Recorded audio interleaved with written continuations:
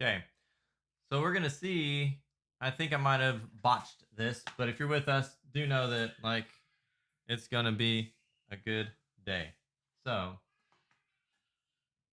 give me 1 second.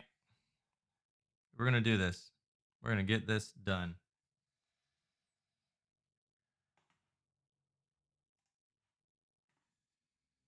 Let me see. Studio. And again, sorry guys, thanks for sticking with me. A little bit of a technical difficulty going live right now. Let's make sure that I am actually picking up everything. All right. So it seems as if we're rolling. All right. I think we're rolling. Let me see here. I'm going to go ahead and move into the next section. I'm going to pull up the live stream camera shot, make sure that we're good to go. And if we're good to go, we're just going to jump into this. Now, here's the deal. I'm noticing that the latency on this video is going to be a little bit slow. And so it might take a little bit of time for it to catch up.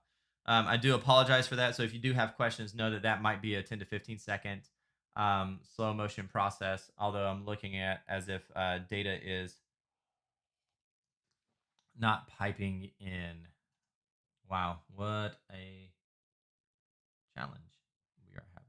Let me see here. Bam. Let's go to manage.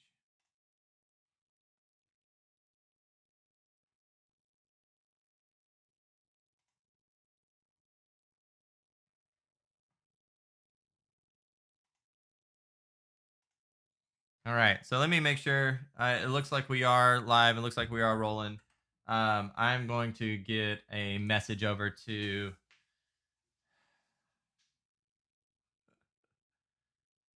Uh,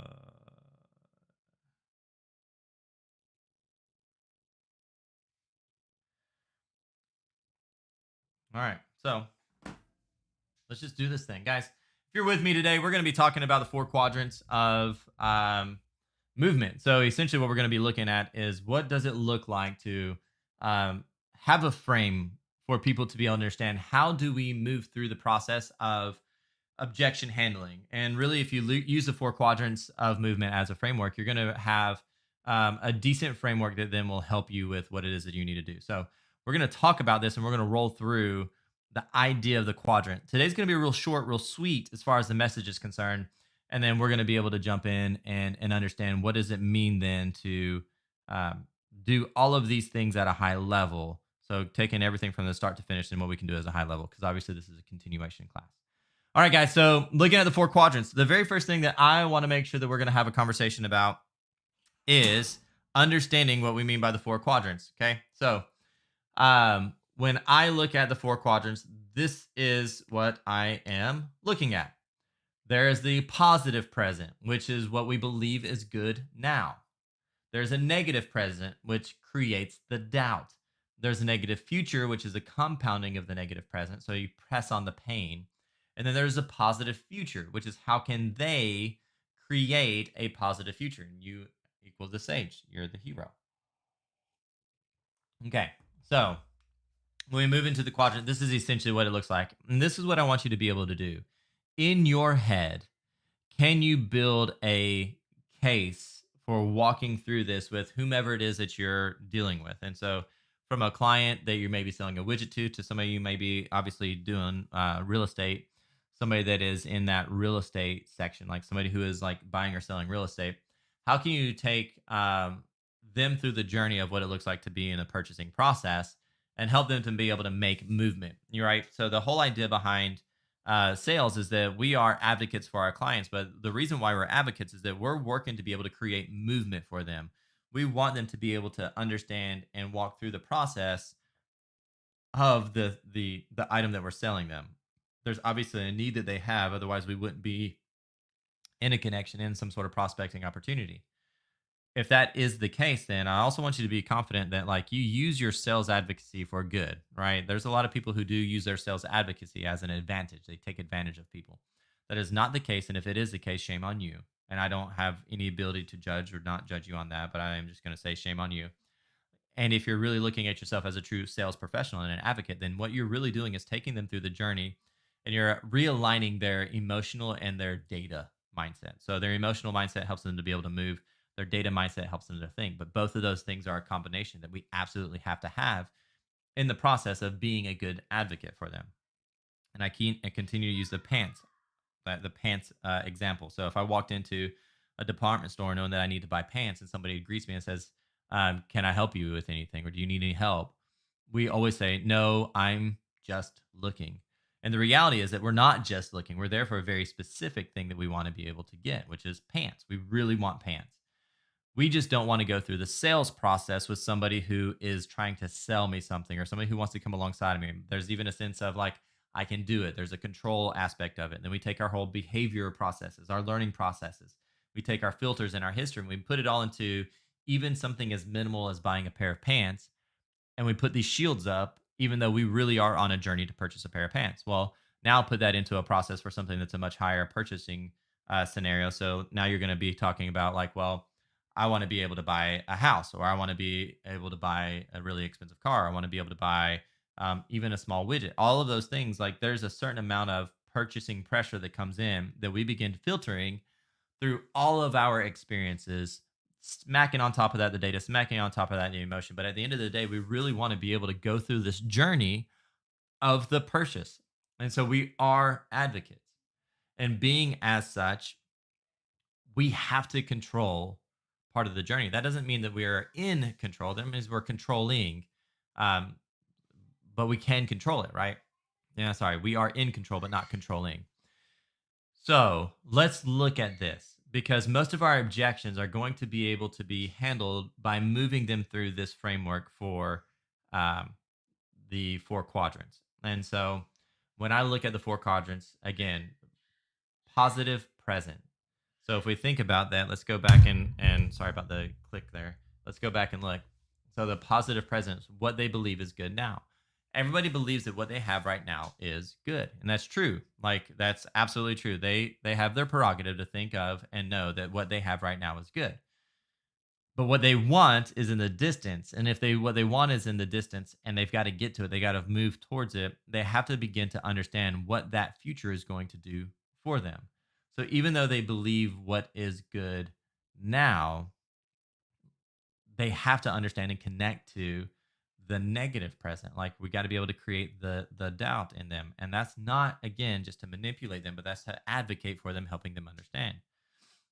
Mr. and Mrs. Seller, I know that like you're just putting your toes in the water to see what it might look like. And we've talked about what it looks like to be able to have the best case scenario for selling your home. And I do agree that y'all have an absolutely amazing home that push comes to shove, you don't have to move, affirming them, empathy, all that stuff. And what I was, and inside of all this, Mr. and Mrs. Seller, what does it look like? You expressed that it's going to be, the family is expanding. What's it going to look like if we're unable to get into this next home, and y'all are going to be sitting here, right? We're creating doubt. Now I jumped ahead because I went into the negative future, but the negative present obviously is going to be digging into one of their needs analysis elements. So, Mr. and Mrs. Seller, I understand like what you're saying and what you're going through in this process. And what you expressed to me is that even though everything is perfect in your home, you're out of storage. The layout's not exactly what you wanted to, and the backyard is much smaller than what you would like, especially as you've been through this time of isolation, realizing how much more yard space you need and how lovely it is to be outside with your kids, right? Right. And you would agree then, if we don't make a move right now, that we're going to have some challenges by compounding that as your family's growing, because you did express that your family's growing, yes, and that's the main reason why you want to move, yes. And so really, how wonderful would it feel for you guys to be closing on a home in 45 days that's going to get you your yard, it's going to get you your storage, and it's going to give you the peace of mind for when the new baby arrives to be able to have the perfect house for your family. It's going to feel good. Like, so I just walked them through that whole quadrant in just a few simple questions.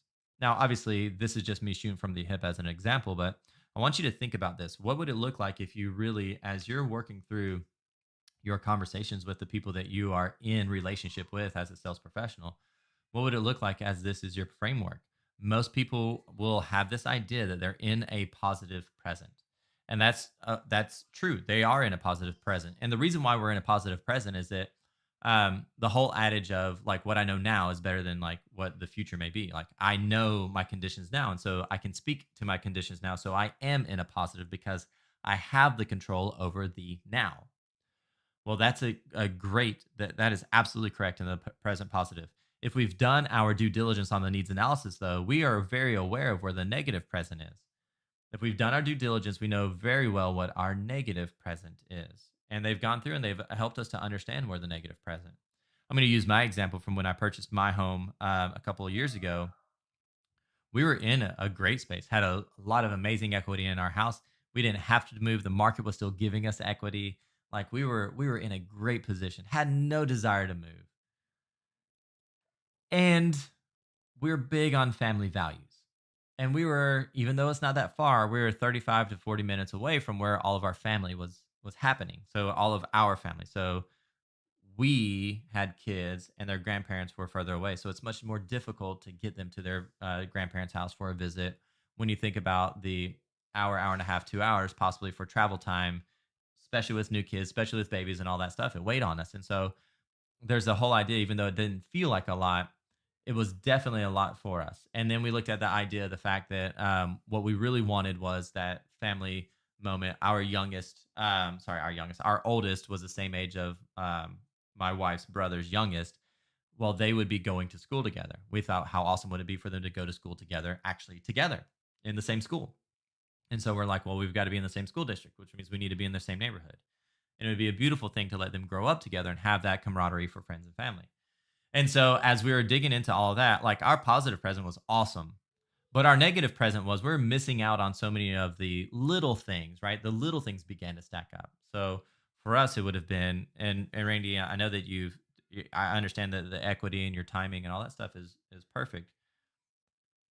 And yet there is a question about the timing that you're having a conversation with. What would it look like if we're another, 2 or 3 years before you make that move and your kids aren't actually going to be able to go to school together, right? You wanted them to be to school now. And so school starts in the next couple of days, and yet we're not anywhere even near close to being ready to sell your house. Yeah, again, I'm just using a shooting from the hip. But you want to be able to do that. Now, one of the things that's dangerous, I guess, dangerous in the sense that you want to be able to go through the process in order, is that I keep jumping to future negative. Okay, so this is actually a great thing that like our examples is that we do create the future negative real fast, but there's got to be a negative present. There's got to be a process to do it. So actually, I guess it's a great flub for me to do live in front of everybody, is that you've got to be able to walk them through the process. I think I'm good right now. You are good right now. And you also are out of space. You're out of room. You don't have enough this. You don't have enough that. The things that you've expressed already. And it's like, gosh, yeah, I know. Like, but we're still good. No, I agree that you're good. And you've expressed that you're out of these things. Well, yeah. And if you continue to be out of these things, what's that going to do for you? Man, it's going to be frustrating. And in all honesty, it becomes most of our arguments is like, where are we putting stuff for our kids? It's like, I know. And what we can do though is obviously put our house on the market, get your house going, and sell your house and get you what you need in the future. So there is you have to walk through the process because it's a mentality, right? So you see kind of the crescendo that's happening. I'm good. I'm agreeing with you, and there's empathy there. And you've also expressed these challenges. Oh my gosh, yeah. So I'm reminding them of the challenges they had. So let's go to the pants. I'm good. I got a pair of pants. I obviously walked in the store today with a pair of pants. I'm good on the pants thing. It's like, yeah, I understand that you're good on the pants thing, and yet you keep talking about your pants are too faded, and that the appearance that you have is a really big deal to you. And so, what's it going to look like? Right? See, I already started jumping in negative future. I mean, I needed to do the negative present. Awesome. And you say that like your pants are faded, right? Well, yeah, they're faded and they're already starting to get worn out, right? Yeah. And you said it's a real big deal that your presence is a big factor. Well, yeah. So what's going to happen when you keep wearing those pants for another month and they continue to get faded and they continue to kind of degrade and it continues to affect your appearance? How's that? Well, I'm not going to like that. I know you're not going to like that. And so let me show you some of the pant selections that we have. And so again, using a goofy example with the pants, but yet that is the simplicity of the journey that we're taking anybody on sales. If you've had a conversation with me about the curiosity about a product that I'm attached to that I'm selling, then you're willing and ready. It's just a matter of the ability. And the ability comes together with the factors of objection, conditions, and time. And so now I've got the ability to walk you through this process and take your temperature for where you really are on the movement scale. We may look at this and there's an outweighing on one of these that we know we can't move forward. If you're an advocate, you won't push to move forward. But if you are an advocate, you're going to walk them through this process for the idea of clarity, right? For the sense of clarity for the client. They have the data to think and they need the emotions to act. This helps us walk them through all of that. I hope this makes sense to you guys. And again, I was telling you, this is going to be a very short and sweet kind of conversation today. But this is the whole idea behind all of it, is that what we do and what we create is the journey for our clients. We create movement for our clients. And I believe in the people who may be watching this should be in it for the good of being an advocate for your clients. If you're in this to be able to manipulate people, then again, shame on you. I don't have the ability to follow up with you and shake my finger at you, but I will. But if you really think about somebody's journey through the process of what it is that they're purchasing, this is what they're going through. Hey man, I'm good. Like today I woke up and I was fine. Me having or not having this problem didn't was not detrimental to my life. I am not in the place to where it's a life or death situation. However, from preferential, like there's a couple challenges here. There's a couple challenges with this, couple challenges with that. Those are their needs analysis. Challenges with this, challenges with that. If I poke at that a little bit and I ask bigger questions and go, awesome. So if that doesn't change, what does it look like for you guys? Well, I don't know, Randy. What do you mean? Well, let's say that you don't get more space. You don't get the new home. You don't have the ability to add an addition to your home to be able to make the space. What does that do for y'all's quality of life? What does it do for your family? Where are you going to put your stuff? When your family does grow, where are you going to put the new stuff? So you start to begin to open up all of those doors. Once I get into that negative present, negative future, I can get into the positive future of going, which is really, Randy, this is why I wanted to meet with you. Is what would it look like when we do get your home on, understanding the concepts that we talked about of the market, what's happening with the market, and what you're truly capable of doing with the equity in your home to purchase the perfect space for you and your family for now. And looking at the way that value is happening, what if you got to do this not as a last straw that you had to do it, but it was an investment? What happens when you get the value out of the market that is bringing you right now, not only for the sale of your home, for the purchase of your home? So not only are you getting everything that you need, you're making an economical decision for what it's going to look like when you sell your home because you've been able to get the value out of today's market. Well, you drive a hard bargain, Randy. Let's have that conversation, right? That's what we're doing. We're taking them through the process of understanding the whole transaction. And in understanding the whole transaction, now they have a clearer mind about what the next movement is. Here's the reality to the personality types and filters. Anybody at any point will restart this process. They could go through it and you could get all the way through everything. And then all of a sudden they go, yeah, Randy, man, and I understand, but gosh, like we're good. I just watched our neighbor's house sell and like they didn't get what they wanted and everything. And so it kind of was a more of a challenging for them to go buy. It's like, so we're pretty good. We're actually really good.